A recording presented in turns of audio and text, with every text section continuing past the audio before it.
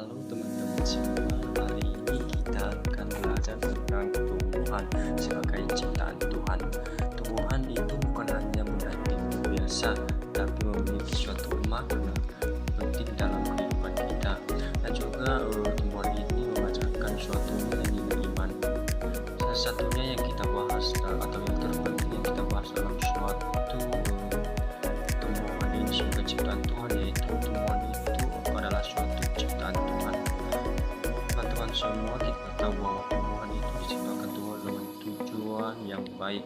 Kita bisa lihat teman-teman dalam suatu Kejadian pasal 1 mengatakan di sana bahwa Tuhan itu menciptakan tumbuhan untuk memberi suatu makanan, memberi suatu oksigen, atau menjaga suatu keseimbangan alam.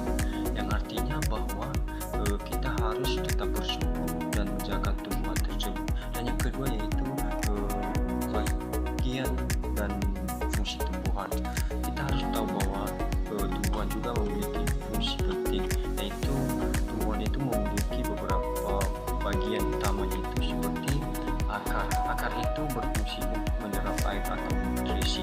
Dan yang kedua yaitu batang. Batang itu berfungsi untuk menopang suatu tumbuhan.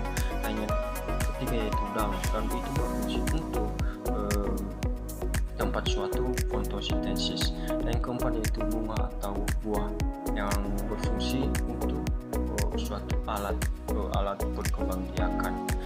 Teman-teman semua, kita tahu bahwa setiap bagian itu memiliki peran penting, seperti kita juga punya peran dalam kehidupan kita. Dan yang ketiga yaitu apa nilai suatu tumbuhan ini dalam pendidikan agama Kristen. Nilainya yaitu tumbuhan ini mengajarkan kita bahwa memiliki nilai suatu kehidupan seperti kesabaran. Kesabaran ini yaitu suatu tumbuhan butuh waktu tumbuh. Dan yang kedua yaitu ketekunan. Ketekunan itu yaitu tetap tumbuh meski terkena hujan atau panas. Dan yang ketiga yaitu memberi tanpa meminta suatu bantuan, yaitu memberi suatu oksigen dan makanan. Kita juga harus tahu teman-teman bahwa menjadi pribadi yang sabar dan menjadi pribadi yang tekun dan juga bermanfaat bagi orang lain. Teman-teman semua, kita tahu bahwa dari tumbuhan ini kita belajar bahwa Tuhan itu menciptakan segala sesuatunya itu dengan tujuan, dan kita juga harus menjaga alam tersebut, dan kita juga bisa bertumbuh menjadi pribadi yang lebih baik. Jadi teman-teman semua, mari kita rawat suatu tumbuhan itu bagi sekitar kita sebagai bentuk rasa syukur kita kepada Tuhan. Teman-teman, saya bisa mengambil sebuah contoh yaitu tumbuhan jemani. Kita tahu bahwa tumbuhan jemani ini juga sebagai ciptaan Tuhan yang indah dan kuat, menunjukkan bahwa pembelajaran ini berfokus pada tumbuhan jemani sebagai salah satu ciptaan Tuhan yang memiliki keindahan sekaligus makna kehidupan bersama. Teman-teman semua, pada bagian ini dijelaskan tumbuhan jemani ini adalah tanaman hias yang indah dan kuat sehingga menjadi contoh nyata suatu ciptaan Tuhan yang berindah di lingkungan, tetapi juga mengajarkan manusia untuk menghargai suatu keindahan dan keberagaman ciptaannya. Teman-teman semua, kita tahu bahwa jemani ini adalah suatu ciptaan Tuhan, di mana tumbuhan jemani ini merupakan salah satu ciptaan Tuhan yang memiliki suatu tujuan. Apa tujuannya?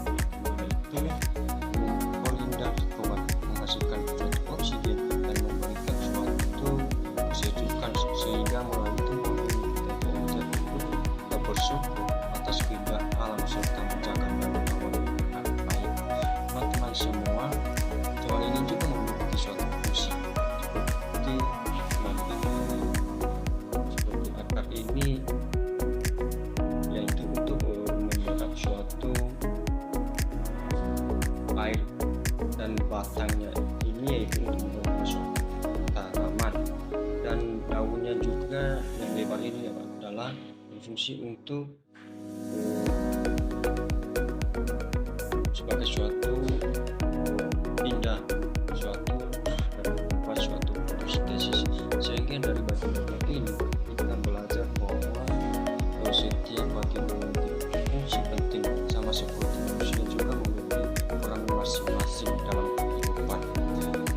Dan kita tahu bahwa dari tumbuhan ini kita bisa belajar sesuatu dengan kesabaran, karena pertumbuhannya sangat membutuhkan waktu ketekkunan karena tetap tumbuh dalam berbagai suatu kondisi serta nilai keindahan dan kebaikan, karena jangan ini memberikan suatu manfaat tanpa meminta suatu balasan, sehingga kita diajak untuk menjadi pribadi yang sabar, tekun, dan membangun suatu kebaikan bagi orang lain. Teman-teman semua, sebagai kesimpulan